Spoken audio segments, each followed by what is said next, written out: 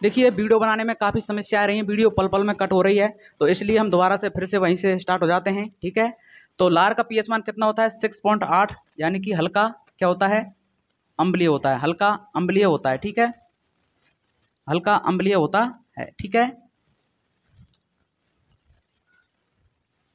हल्का अम्लीय होता है। ठीक है, और आप जानते होंगे लार में दो एंजाइम मैंने बता दिए हैं, टैलिन और एमाइलेज, दो एंजाइम होते हैं जो भोजन को क्या करते हैं, पचाने का कार्य करते हैं। ठीक है, और ये जो होते हैं ये एमाइलेज एंजाइम जो होते हैं, ये टैलिन एमाइलेज, ये कार्बोहाइड्रेट का पाचन करते हैं। ठीक है,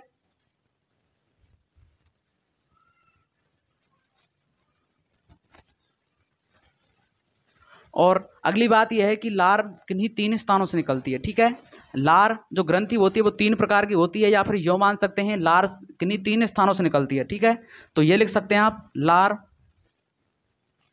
किन्हीं 3 स्थानों से निकलती है, 3 स्थानों से निकलती है। ठीक है, लार किन्हीं 3 स्थानों से निकलती है। पहला है कर्णपूर्व, क्या है, कर्णपूर्व। ठीक है, कर्णपूर्व ग्रंथि। ठीक है, कर्णपूर्व ग्रंथि। दूसरी है अधोजंभ, क्या है, अधोजंभ, अधोजंभ ग्रंथि, अधोजंभ ग्रंथि। और तीसरी है अधोजिह्वा, अधोजिह्वा ग्रंथि। ठीक है, तो मैंने आपको बता दिया है कि कर्णपूर्व का मतलब होता है कान के नीचे से लार निकलती है। ठीक है, कर्णपूर्व ग्रंथि यानी कि कान के नीचे से लार निकलती है। अधोजंभ का मतलब होता है इसकी बगल से, इस बगल से क्या निकलती है, लार निकलती है। ठीक है, और अधोजिह्वा का मतलब हो जीभ के नीचे से जो निकलती है उसको क्या बोलते हैं, अधोजिह्वा ग्रंथि के द्वारा ही लार निकलती है। ठीक है, जीभ के नीचे से जीभ के नीचले वाले स्थान क्या बोलते हैं, अधोजिह्वा। ठीक है, और वहां पर लार निकलती है, वहां से लार निकलती है। ठीक है, तो यह आपने लिख लिया होगा, ये लार के बारे में कुछ पॉइंट हैं। ठीक है, और लार जो होती है वो मतलब भोजन को पचाने में, मुख में भोजन को पचाने में बहुत ज़्यादा सक्सेस होती है। ठीक है, और इसी का मेन रोल होता है कि भोजन क्या बन जाता है, बोलस। मुख का जो भोजन है वो क्या बन जाता है, मुख का भोजन क्या बन जाता है, बोलस। भोजन क्या बन जाता है, बोलस। मुख का भोजन क्या बन जाता है, बोलस। इस लार की वजह से भोजन मतलब लार से मिल के क्या बन जाता है, गीला बन जाता है, और उस गीले भोजन को क्या बोलते हैं, बोलस। ठीक है, तो लार के बारे में आप सभी के समझ में आ गया होगा। और ठीक है, तो हम इसको मिटा रहे हैं, आप सभी इसको जल्दी से लिख लीजिए, स्क्रीनशॉट ले लीजिए।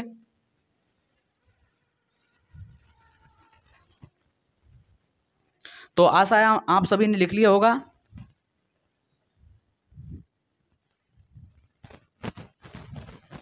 पहली ग्रंथि लार ग्रंथि हमने पढ़ ली है। ठीक है, अगली ग्रंथि है जठर ग्रंथि, जठर ग्रंथि। दूसरी ग्रंथि है जठर ग्रंथि, जठर ग्रंथि। और जठर ग्रंथि में आपको ज्यादा नहीं लिखना है, बस इतना ही लिखना है, यह ग्रंथि, यह ग्रंथि आमाशय में पाई जाती है, यह ग्रंथि आमाशय में पाई जाती है, यह ग्रंथि आमाशय में पाई जाती है, जो जठर रस का स्रावन करती है,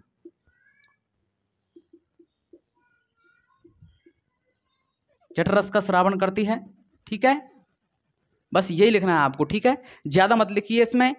ठीक है, तो आप सभी ने दूसरी ग्रंथि के बारे में लिखी है, यह ग्रंथि आमाशय में पाई जाती है और यह जठर रस का स्रावन करती है। ठीक है, इससे आगे पढ़ेंगे हम मिश्रित ग्रंथि। तीसरी ग्रंथि कौन सी है, मिश्रित ग्रंथि, मिश्रित ग्रंथि नहीं, सॉरी, अग्नाशय ग्रंथि। कौन सी ग्रंथि, अग्नाशय ग्रंथि।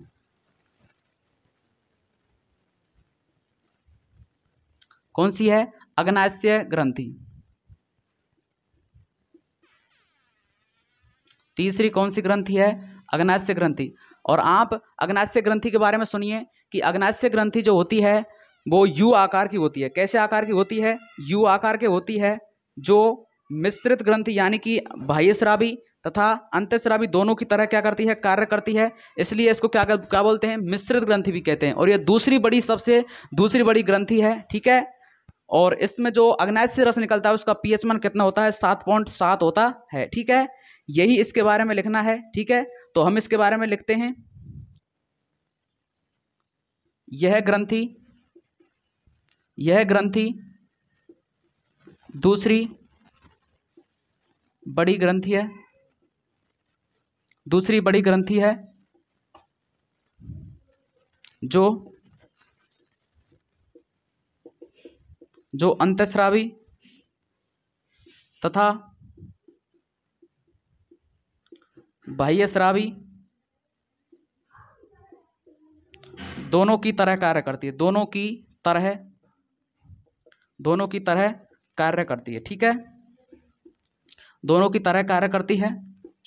इससे अग्नाशय से रस निकलता है। कौन सा रस निकलता है, अग्नाशय से रस निकलता है।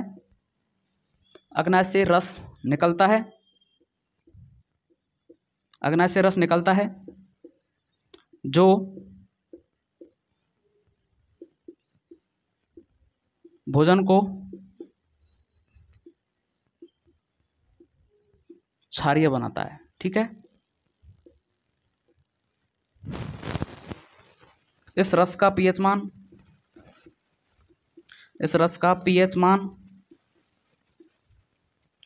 7.7 हल्का क्या होता है, क्षारीय, हल्का क्षारीय होता है, ठीक है। तो आपको यही लिखना है कि अग्नाशय रस से रस जो होता है उसका पीएच मान 7.7 होता है, हल्का क्षारीय होता है, ठीक है। ये दूसरी बड़ी ग्रंथि है और अंतःस्रावी बाह्यस्रावी दोनों की तरह कार्य करती है, यानी कि यह एंजाइम भी उत्पन्न करती है और यह हार्मोन भी उत्पन्न करती है, ठीक है। अग्नाशय से रस का जो होता है भोजन को क्षारीय बनाता है और इसका पीएच मान 7.7 होता है, ठीक है। यही इसके बारे में लिखना है, ठीक है। तो आप सभी इसको जल्दी लिखिए या फिर स्क्रीनशॉट ले लीजिए, मैं इसको मिटा रहा हूँ। इससे आगे एक और ग्रंथि है जिसको बोलते हैं हम यकृत ग्रंथि, ठीक है, जो मानव शरीर की कैसी है, सबसे बड़ी ग्रंथि है, ठीक है। चौथी ग्रंथि है यकृत ग्रंथि। क्या वह है, यकृत ग्रंथि। तो पहली बात सुनिए, यकृत ग्रंथि क्या है, यह मानव शरीर की सबसे बड़ी ग्रंथि है जो क्या करती है, पित्तरस का स्रावन करती है, ठीक है। और पित्तरस जो होता है वो पित्ताशय में जमा होता है। इसका पीएच मान जो होता है पित्तरस का पीएच मान 7.7 होता है। बस यकृत ग्रंथि के बारे में यही लिखना है। यह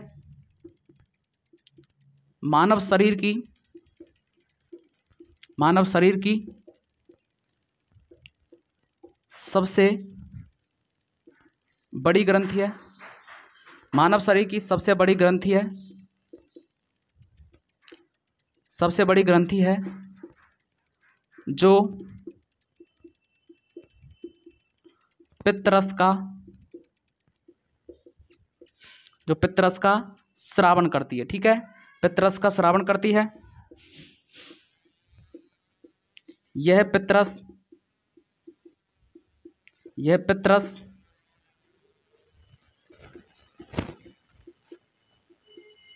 पित्ताशय में जमा हो जाता है।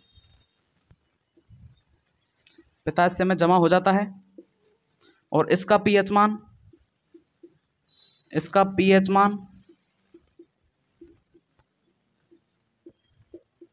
7.7 होता है, ठीक है। इसका पीएच मान कितना होता है, 7.7 होता है, ठीक है।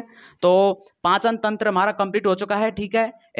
3 वीडियो में जो हमने पढ़ा है वो पाचन तंत्र को कंप्लीट पढ़ लिया है। इससे आगे हम श्वसन तंत्र को पढ़ेंगे, ठीक है। तो आप सभी को वीडियो को पूरा देखना है और उसको क्रमवाइज नोट्स बनानी है, ठीक है। और आप सभी भाई बहनों से रिक्वेस्ट है कि अपने साथियों के साथ वीडियो को शेयर करना है, ठीक है। और बेल आइकन दबाना नहीं भूलना है, वो आपकी मर्जी है।